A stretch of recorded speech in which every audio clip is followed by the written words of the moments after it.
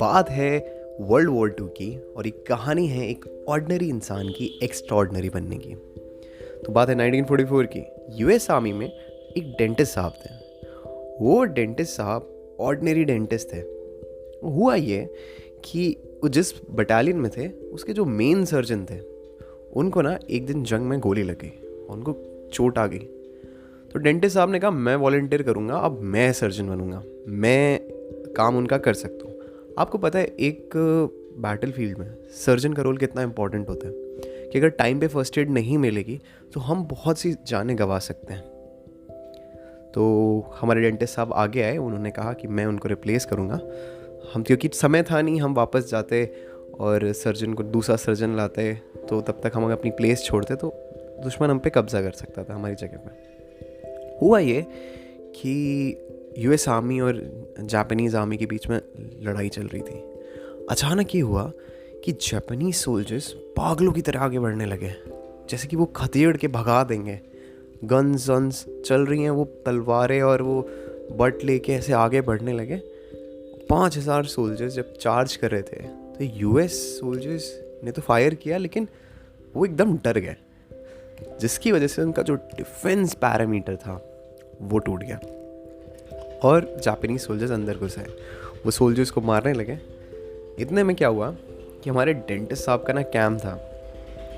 उस कैंप में 4 सोल्जर्स घुस आए। पहले 2 सोल्जर्स आए तो डेंटिस्ट साहब ने अपनी छोटी सी गन से उनको मार दिया। फिर क्या हुआ कि 2 सोल्जर्स और आ रहे हैं। फिर उसने देखा पीछे से 2 सोल्जर्स और आ रहे हैं, तो उन्होंने एक जख्मी सिपाही था उसकी बंदूक ली और उन चारों को मार दिया। फिर उन्होंने देखा कि सिचुएशन जो है वो कंट्रोल में है ही नहीं, क्योंकि जो सोल्जर्स हैं वो बढ़ते जा रहे हैं। तो उन्होंने जल्दी से ऑर्डर दिया कि ये टेंट खाली करो, आप जाओ। और टेंट खाली करने से पहले जो उनके लास्ट वर्ड्स थे वो ये थे कि आप लोग जाओ और मैं इन्हें देखता हूँ। फिर कुछ टाइम बाद जब अमेरिकन आर्मी ने उस जगह पे दोबारा कब्जा किया तो उन्होंने देखा कि हमारे डेंटिस्ट साहब अपनी मशीन गन पकड़े खड़े हैं, मतलब पकड़े हुए हैं, उस पोजीशन को होल्ड कर रहे हैं और उनके सामने 98 जापानीज सोल्जर्स की बॉडी का पाइलअप बना है, मतलब पहाड़ सा बना है 98 सोल्जर्स का। और हमारे डेंटिस्ट साहब की बॉडी में 22 बुलेट्स बाउंड, 22 22 बार गोली लगने के बाद भी उस बंदे ने 98 सोल्जर्स को मार दिया। जापानीज सोल्जर्स इतने डर गए थे कि उनकी डेड बॉडी पर, मतलब मरने के बाद भी, उन्होंने वो बंदूक के आगे जो तलवार नहीं, भाला जैसा लगा होता है, उसको उनकी बॉडी में मतलब डाला, जिससे ये देखने के लिए कि कहीं ये मर के ना जिंदा हो जाए। इतना खौफ। एक ऑर्डिनरी डेंटिस्ट, ना कोई स्पेशल ट्रेनिंग, ना कोई स्पेशल नेवी सील, तो कैसे? मेरा नाम है वैभव और ये कहानी जो आप सुन रहे थे वो थी हमारी बेन एल सैलमन की। बेन एल सैलमन को मेडल ऑफ ऑनर मिला है। अमेरिका का सबसे हाईएस्ट मिलिट्री अवार्ड होता है उनकी ब्रेवरी के लिए।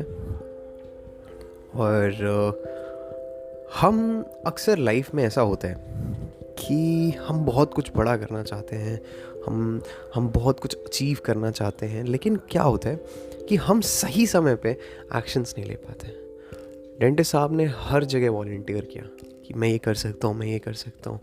मतलब अगर आपको लाइफ में आगे बढ़ना है तो सबसे पहली चीज़ आपके अंदर ये होनी चाहिए कि कोई भी अपॉर्चुनिटी आए, कोई भी सिचुएशन आए, you should be the first person to raise the hand कि यार ये मैं करूँगा। और दूसरी चीज़ अपार्ट फ्रॉम दैट, एक चीज़ होती है इंसान के अंदर, बीइंग फेयरलेस। अगर आप फेयरलेस हो ना तो आप आउटनंबर्ड हो, आप मतलब ख़राब सिचुएशन में हो, आप ऐसी सिचुएशन में हो आपको पता है कि आप बाहर नहीं निकल सकते, फिर भी आप लेगेसी छोड़ के जाते हो। हम बात कर रहे हैं मेजर संदीप उन्नीकृष्णन की, हम बात करें मेजर शैतान सिंह और उनकी रेजिमेंट की 16 कुमाऊं। आप जब इन सब के बारे में पढ़ेंगे आप देखेंगे कि कैसे ये एडवर्स सिचुएशन में भी उन्होंने अपना एटीट्यूड नहीं चेंज किया. What played the major role is the attitude. हम अपना एटीट्यूड नहीं डेवलप कर पाते कि हम उस सिचुएशन में क्या करें. हमें अपनी विल पावर स्ट्रांग नहीं होती है, होप के साथ आगे बढ़ना होता है. And to be very honest, मुझे लगता है काफ़ी ट्रेंड सोल्जर भी होता तो उस सिचुएशन में वो या तो भाग जाता या तो मर जाता.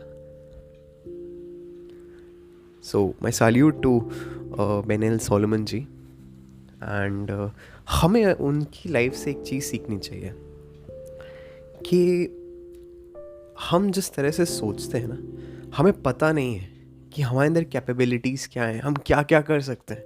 एक इंसान 100 लोगों को मार सकता है इस स्टोरी के हिसाब से, और ये सच है. मतलब हमें अपनी कैपेबिलिटीज़ का अंदाज़ा ही नहीं है कि हम क्या क्या कर सकते हैं. हम अक्सर खुद को कम समझते हैं. हम समझते हैं कि हम ये चीज़ हमसे नहीं होगी, ये हम नहीं कर पाएंगे. मैं कहता हूँ the first thing that you need to remove from your life कि ये मुझसे नहीं होगा या ये मैं नहीं कर पाऊँगा. तो पहली चीज़ आपको अपने अंदर डेवलप करनी है कि हाँ मैं कर लूँगा, सीख लूँगा, करके देखूँगा, फेल होऊंगा लेकिन करूँगा. उससे क्या है ना, आपके अंदर एक एक हैबिट डेवलप होगी. आपने अक्सर देखा होगा कि जो हैबिट डेवलप होगी वो ये होगी कि आप हर चीज़ में पार्टिसिपेट करोगे. आपको ये अंदर कॉन्फिडेंस आएगा, हाँ मैं कर सकता हूँ. People who find ways, they know how to find ways and they find ways. तो इसी के साथ हम अपने इस एपिसोड को ख़त्म करते हैं. थैंक यू सो मच आप लोग के प्यार के लिए. 3 लाख लोग ये शो सुन चुके हैं अभी तक, और इस एपिसोड के बाद ये नंबर बढ़ता ही जाएगा. और ऐसे ही अपना प्यार बरसाते रहिए इस पॉडकास्ट पे. And thank you so much. मेरी ये एक्सपेक्टेशन है कि हम सब मिल के कुछ पॉजिटिव इम्पैक्ट करें सोसाइटी में. इसीलिए I started my organisation Revamp India Foundation. तो अगर आप उसमें वॉलंटियर करना चाहते हो उस नॉट फॉर प्रॉफिट में, तो आप वेबसाइट खोल सकते हो revampindia.org. आप खोल के वॉलंटियर एप्लीकेशन फाइल कर सकते हो. हम लोग मिल के कुछ पॉजिटिव चेंज लाते हैं ना इस दुनिया में. Thank you so much for your precious time. I love you. Follow me on all the social platforms. User name Vaibhav Rathore. Thank you. I love you so much guys.